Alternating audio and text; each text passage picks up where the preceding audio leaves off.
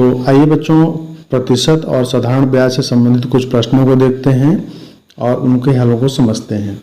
तो यहाँ पहला प्रश्न लिया गया है कि यदि दो संख्याएं किसी तीसरी संख्या की क्रमशः 28% और 70% हैं तो पहली संख्या दूसरी संख्या की कितनी प्रतिशत है।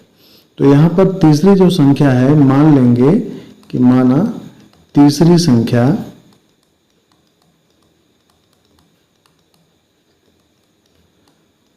संख्या हमने क्या ले लिया, x ले लिया। ठीक है, तो x का 28%, ये जो होगी पहली संख्या होगी, यानी x गुणे 28/100। ठीक है, तो इसे हम सरल नहीं करेंगे, हम इसे इसी रूप में लिखेंगे 28x/100। ये हमारी पहली संख्या हो गई। और जो दूसरी संख्या है वो क्या हो जाएगी, x का 70%, यानी क्या हो जाएगा x गुणे 70/100, या फिर इसे हम 70x/100 कह सकते हैं।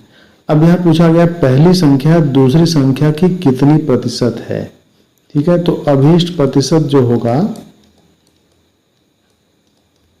अभीष्ट प्रतिशत पहली संख्या यानी 28x/100, दूसरी संख्या की कितनी प्रतिशत है, दूसरी संख्या है आपका 70x/100 और इसका प्रतिशत निकालना है तो पूरे में आप 100 से गुणा कर देंगे। ठीक है, तो जब यहाँ सरल करेंगे तो x और x आपस में कट जाएंगे, 100 से 100 कट जाएगा।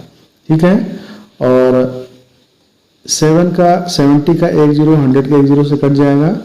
28 को आप 7 से भाग देंगे तो 4 बार में कट जाएगा।